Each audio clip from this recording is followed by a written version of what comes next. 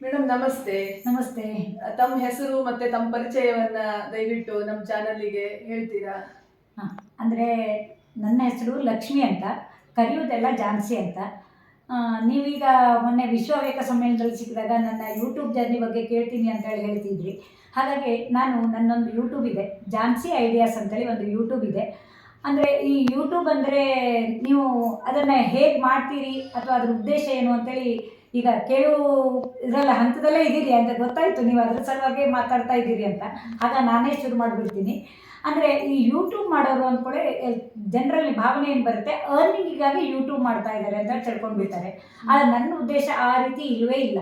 ನಾನು ಶುರು ಮಾಡಿದ್ದು ಕೊರೋನಾ ಸಮಯದಲ್ಲಿ. ನನಗೆ ಈಗ 61 ವರ್ಷ ನಡೀತಿದ್ರು. ಈಗ ಒಂದು 4-5 ವರ್ಷದಿಂದ ಶುರು ಮಾಡುವಾಗ ನನಗೆ ಗೆಳತಿಯರಾದ ಮಮತಾ ನಿರಂಜನ್ ಮತ್ತು ಪ್ರತಿಭಾ ಭಟ್ ಅವರು ನನಗೆ ಇದನ್ನು ಯೂಟ್ಯೂಬ್ ಮಾಡೋ ಎಡಿಟಿಂಗ್ ಎಲ್ಲ ಹೇಳ್ಕೊಟ್ಟಿದ್ರು. ಆದರೆ ನಾನು ಮಾಡಿದ ಉದ್ದೇಶ ಹೇಳೋದು ಅಂದರೆ, ನನಗೊಬ್ಬಳು ಚಿಕ್ಕ ಮೊಮ್ಮಗಳಿದ್ದಾಳೆ. ಅವಳು ಈಗ ನನ್ನ ಬಗ್ಗೆ ಅಮ್ಮಜ್ಜಿ ಅಂತೇಳಿ ಗೊತ್ತಿರುತ್ತೆ. ಆದರೆ ಅಮ್ಮಜ್ಜಿ ಈ ರೀತಿಯಾಗಿ ಅಡುಗೆ ಮಾಡ್ತಾಳ ಅನ್ನೋದೆಲ್ಲ ಅವಳಿಗೆ ಈ ಭಾವನೆ ಅಷ್ಟೊಂದು ಬರೋಲ್ಲ. ಈ ನಮ್ಮ ಹವ್ಯಕರಲ್ಲಿ ವಿಶೇಷ ಆಗಿರುವಂಥ ತಂಬುಳಿಯನ್ನು ಆಮೇಲೆ ಅವಳು ದೊಡ್ಡವಳಾದ ನಂತರ ಹುಡುಕ್ಲಿಕ್ಕೆ ಹೋಗ್ತಾಳೆ, ಹೇಗೆ ಮಾಡೋದು ತಂಬುಳಿ ಮಾಡೋದು ಅಂತೇಳಿ. ಆವಾಗ ನಾನು ಮಾಡಿದ ವಿಡಿಯೋ ಸಿಕ್ಕಿದಾಗ ಅವಳಿಗೆ ಏನು ಖುಷಿ ಆಗುತ್ತೆ, ಅಮ್ಮಜ್ಜಿ ಆ ಕಾಲದಲ್ಲಿ ನಾನು ಅವಳನ್ನು ಅರ್ಥ ಮಾಡ್ಕೊಂಡಿಲ್ಲ, ತಂಬುಳಿಯನ್ನೆಲ್ಲ ಈ ರೀತಿಯಾಗಿ ಮಾಡ್ತಿದ್ಲು, ನಮ್ಗೆ ಆರೋಗ್ಯಕರವಾಗಿ ಮಾಡ್ಕೊಡ್ತಿದ್ಲು ಅಂತ ಅನ್ನೋ ಭಾವನೆ ಬರುತ್ತಲ್ವ. ಅಂಥ ಭಾವನೆ ಮುಂದಿನ ಜನ್ರೇಷನ್ನಿಗೆ ನನಗೆ ಗೊತ್ತಿರೋ ವಿಷಯವನ್ನು ತಿಳಿಸುವ ಇದೊಂದು ಮಾಧ್ಯಮ ಅಂತೇಳಿ ನಾನು ಯೂಟ್ಯೂಬ್ ಶುರು ಮಾಡಿದ್ದು. ಅಂದರೆ ಎಷ್ಟೋ ಮಂದಿಗೆ ಕಸೂತಿ ಬಗ್ಗಾಗಲಿ ಅಥವಾ ಒಂದು ಹಾಡಿನ ಬಗ್ಗಾಗಲಿ, ಅಂದರೆ ಎಲ್ರಿಗೂ ನಾನೇ ಎಲ್ಲೋದು ಕಲಾವಂತಿಕೆ ಇದೆ ಅಂತಲ್ಲ.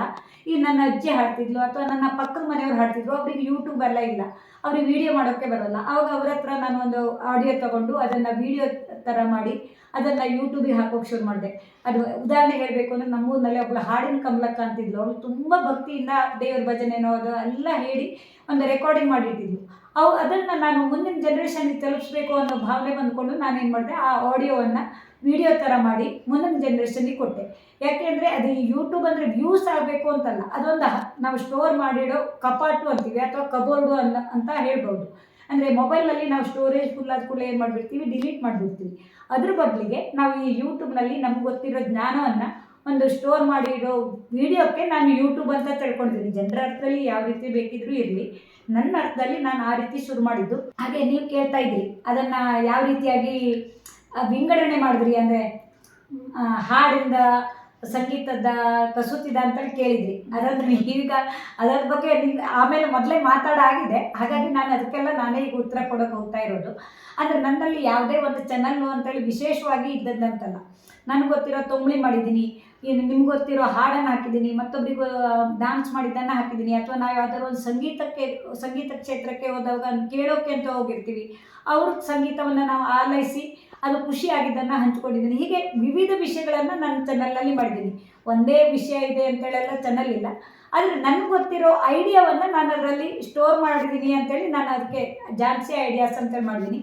ನೀವು ಇಂತಹ ಐಡಿಯಾವನ್ನು ಸ್ಟೋರ್ ಮಾಡೋಕ್ಕೆ ಇಂತಹ ಯೂಟ್ಯೂಬ್ ಚಾನಲನ್ನು ಮಾಡಿಕೊಂಡ್ರೆ ಅದರಲ್ಲಿ ಅನುಕೂಲ ಆಗುತ್ತೆ ಅಂತೇಳಿ ಹೇಳೋಕ್ಕೆ ಇಷ್ಟಪಡ್ತೀನಿ. ತುಂಬ ಸಂತೋಷ ಮೇಡಮ್. ನಿಮ್ಮ ಮಾತು ತುಂಬ ಜನರಿಗೆ ಒಂದು ಸ್ಫೂರ್ತಿದಾಯಕವಾಗಿರಲಿ ಅಂತ ನಾನು ಅಂದ್ಕೊಳ್ತೀನಿ. ಯಾಕಂದರೆ ತುಂಬ ಜನ ಯೂಟ್ಯೂಬನ್ನು ಒಂದು ಅರ್ನಿಂಗ್ಗೋಸ್ಕರನೇ ಮಾಡ್ತಾ ಇದ್ದಾರೆ. ನಿಮ್ಮದು ಎಷ್ಟು ಒಳ್ಳೆಯ ವಿಚಾರವನ್ನು ನೀವು ನಮ್ಮ ಜೊತೆ ಹಂಚ್ಕೊಂಡ್ರಿ ಅಂತಂದರೆ, ಮುಂದಿನ ಜನ್ರೇಷನ್ನು ಅಂದರೆ ನಿಮ್ಮ ಮೊಮ್ಮಗಳೇನೆ ನಿಮ್ಮ ವಿಡಿಯೋವನ್ನು ನೋಡಿ ಕಲೀಲಿ. ತುಂಬ ದೊಡ್ಡ ವಿಚಾರ ಮೇಡಮ್ ಇದು. ದಯವಿಟ್ಟು ಎಲ್ಲರೂ ಇದನ್ನು ಸ್ಫೂರ್ತಿಯಾಗಿ ತಗೊಳ್ಳಿ ಅನ್ನೋದು ನನ್ನ ಉದ್ದೇಶ.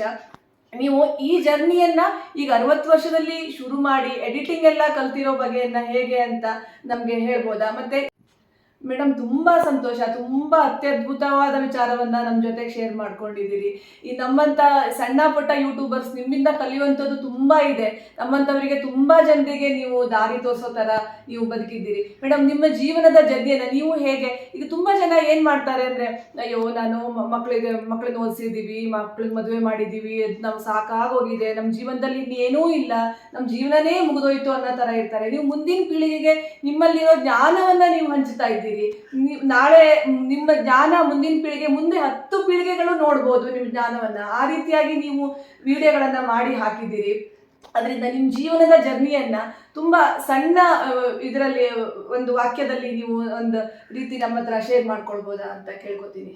ಅದೇ ಹೇಳಿದ್ನಲ್ಲ, ಅದನ್ನು ನಾನು ಈ ಯೂಟ್ಯೂಬ್ನಲ್ಲಿ ನನ್ನ ಸಾಧನೆಯನ್ನೇ ಹೇಳಿದಂತಲ್ಲ. ಅಂದಲ್ಲ, ಈಗ ನನಗೆ ನಿಜ ಹೇಳಬೇಕಿದ್ರೆ ನಾನು ಇದು ಎಡಿಟಿಂಗ್ ಎಲ್ಲ ಮಾಡಿರೋದು ಒಂದು ಸಾಧಾರಣ ಮೊಬೈಲಿಂದ. ಆ ಮೊಬೈಲ್ ಆದರೂ ನನಗೆ ಒಂದು ನನ್ನ ಸೋದರನ ಲೆಕ್ಕದಲ್ಲಿ ಸುರೇಶ್ ಹೆಗ್ಡೆ ಅಂತ ಅವರು ನನಗೆ ಕೊಡಿಸಿದ್ದಾರೆ. ಯಾಕೆ ಅಂದರೆ ಅವ್ರ ಭಾವನೆ ಏನಿತ್ತು ಅಂದರೆ ಅವ್ರದ್ರಲ್ಲೂ ಹಾಗೇನೆ ಅವರು ತುಂಬ ಕಥೆಯನ್ನು ಒಂದು ರೇಡಿಯೋ ಆಕಾಶವಾಣಿಯಲ್ಲಿ ಹೇಳ್ತಾ ಇದ್ರು.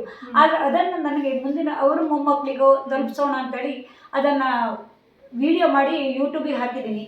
ಸುರೇಶ್ ಅಣ್ಣ ನನಗೆ ಅದೊಂದು ಸ್ಫೂರ್ತಿದಾಯಕ ಅಂತೇಳಿ ಹೇಳಬೇಕು. ಅಂದರೆ ಈ ಯೂಟ್ಯೂಬ್ ಅನ್ನೋದು ಕೇವಲ ಒಂದು ಕಪಾಟು ಅಂತೇಳಿ ನಾನು ತಿಳ್ಕೊಂಡಿದ್ದು. ಇದನ್ನು ಯಾವುದೇ ಒಂದು ಅರ್ನಿಂಗ್ ಅದರ ಸಾಧನ ಅಂತೇಳಿ ತಿಳ್ಕೊಬೇಡಿ. ಅಂದರೆ ಇದನ್ನು ನೀವು ಮಾಡ್ತಾ ಇರೋದು ಒಳ್ಳೆಯ ಕೆಲಸ ಅಂತೇಳಿ ನಾನು ಈಗ ಗೊತ್ತಾಗ್ತಾ ಇದೆ. ಯಾಕೆಂದರೆ ನೀವು ಹೀಗೆ ನನ್ನಾಗೆ ಒಂದು ಏನೂ ಗೊತ್ತಿಲ್ಲದೆ ಇದ್ದವರನ್ನು ಒಂದು ತೆರೆಗೆ ತರಂದು ಜನರಿಗೆ ಪರಿಚಯ ಮಾಡೋ ಕಾರ್ಯ ಮಾಡ್ತಾ ಇರೋದು ನಿಮ್ಮ ಚಾನಲ್ಗೂ ಒಳ್ಳೆಯದಾಗಲಿ. ಯಾಕೆಂದರೆ ಈ ಚಾನಲ್ನೆಲ್ಲ ನೋಡೋದ್ರಿಂದ ನಮಗೆ ಜ್ಞಾನ ಹೆಚ್ಚುತ್ತೆ. ಅಂದರೆ ಇಂಥ ನನ್ನಂಥವ್ರು ಅಂತಲ್ಲ, ಇನ್ನೂ ಎಷ್ಟೋ ಸಾಧಕರಿದ್ದಾರೆ, ಅಂಥವ್ರನ್ನೆಲ್ಲ ಪರಿಚಯ ಮಾಡಿ ತೆರೆ ಮರೆಯಲ್ಲಿರೋಂಥ ನೀವು ಬೆಳಕಿಗೆ ತಗೊಬರುವಂಥ ಕಾರ್ಯ ಮಾಡ್ತಾ ಇರೋದಕ್ಕೆ ತುಂಬ ಖುಷಿ ಆಗುತ್ತೆ. ಒಂದೇ ಮಾತು ಬದಲಿಗೂ ನಾನು ತುಂಬ ಮಾತಾಡಿದ್ದೀನಿ. ಇದನ್ನು ಸಹಿಸ್ಕೊಳ್ಳುವ ವೀಕ್ಷಕರು ಇದ್ದಾರೆ ಅಂತ ತಿಳ್ಕೊಂಡಿದ್ದೀನಿ. ನಿಮ್ಮ ಈ ಪ್ರಯತ್ನಕ್ಕಾಗಿ ನಂದು ಒಂದು ಶುಭಾಶಯವನ್ನು ನಿಮಗೆ ತಿಳಿಸ್ತಾ ಇದ್ದೀನಿ. ತುಂಬಾ ಧನ್ಯವಾದಗಳು ಮೇಡಮ್. ಪುರಸ್ಕೃತರಲ್ಲದೇ ಇದ್ದು ಪುರಸ್ಕೃತರಷ್ಟು ಯೋಗ್ಯರನ್ನ ನಮ್ಮ ಚಾನೆಲ್ ಅಲ್ಲಿ ನಾವು ತೋರಿಸುವಂತ ಉದ್ದೇಶ ನಮ್ದು ಮೇಡಮ್. ನಿಮ್ಮ ಹಾರೈಕೆಯಿಂದ ನಮ್ಮ ಚಾನೆಲ್ ಬೆಳೀಲಿ ಅಂತ ನಾನು ಕೇಳ್ಕೊತೀನಿ. ನಿಮ್ಮಂಥವ್ರು ಎಲ್ಲರಿಗೂ ದಾರಿದೀಪವಾಗ್ಲಿ. ಮುಂದೆ ಎಲ್ಲರೂ ನಿಮ್ಮ ತರ ಯಾರು ಈ ತರ ಲೈಫ್ ನಲ್ಲಿ ಈ ಮಕ್ಕಳನ್ನ ಓದಿಸಿ ಮದುವೆ ಮಾಡಿ ಎಲ್ಲ ತಮ್ಮ ಜವಾಬ್ದಾರಿಗಳನ್ನ ದೊಡ್ಡದಾಗಿ ಮುಗಿಸಿ ಇರ್ತಾರೋ, ಅವ್ರು ಈ ತರ 4 ಜನರಿಗೆ ಹೆಲ್ಪ್ ಆಗೋ ತರ ಏನಾದ್ರು ಒಂದು ಮಾಡ್ಲಿ. ಸುಮ್ಮನೆ ನನ್ನ ಜೀವನನೇ ಆಗೋಯ್ತು, ನನ್ನ ಕೈ ನೋವಿದೆ, ಕಾಲು ನೋವಿದೆ, ಅಲ್ಲಿ ನೋವಿದೆ ಆ ಥರ ಹೇಳ್ದೇನೆ ಮುಂದಿನ ನಮ್ಮ ಪೀಳಿಗೆಗೆ ಅವರು ದಾರಿದೀಪವಾಗಲಿ ಅಂತ ನಾನು ಕೇಳ್ಕೊತೀನಿ ಮೇಡಮ್.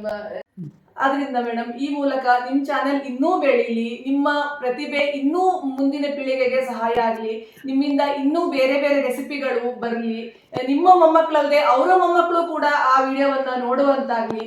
ಈ ಮೂಲಕ ನನ್ನ ಚಾನಲ್ಲು ಬೆಳೀಲಿ, ನಮ್ಮಂತ ಇನ್ನೂ ತುಂಬಾ ತೆರೆಮರೆಯಲ್ಲಿರೋ ಅಂತ ವ್ಯಕ್ತಿಗಳು ಮುಂದೆ ಬರಲಿ, ಈ ಸಮಾಜಕ್ಕೆ ಒಂದೇನಾದ್ರೂ ಅವರಿಂದ ಸಹಾಯ ಆಗಲಿ ಅಂತ ನಾನು ಈ ಮೂಲಕ ಕೇಳ್ಕೊತೀನಿ. ಇಷ್ಟೊತ್ತು ನಮ್ಮ ಸಲುವಾಗಿ ನಿಮ್ಮ ಅಮೂಲ್ಯವಾದ ಸಮಯವನ್ನು ಕೊಟ್ಟಿದ್ದಕ್ಕೆ ತುಂಬ ಹೃದಯದ ಧನ್ಯವಾದಗಳು. ನಿಮಗೂ ಧನ್ಯವಾದಗಳು. ನಿಮ್ಮ ಚಾನಲು ಚೆನ್ನಾಗಿ ನಡೀಲಿ. ನನ್ನ ಚಾನಲ್ ನಡಿಬೇಕು ಅಂತಲ್ಲ, ನನ್ನ ಚಾನಲನ್ನು ನೋಡಿ ಅಂತೇಳಿ ಹೇಳ್ತೀನಿ. ನಾನು ಬರ್ತೀನಿ ಅಂದ ತಕ್ಷಣ ಒಂದಷ್ಟು ಆತ್ಮೀಯತೆಯಿಂದ ನಮ್ಮ ಪರಿಚಯ ಆಗಿ ತುಂಬಾ ಕಡಿಮೆ ಟೈಮ್ ಆಗಿದೆ.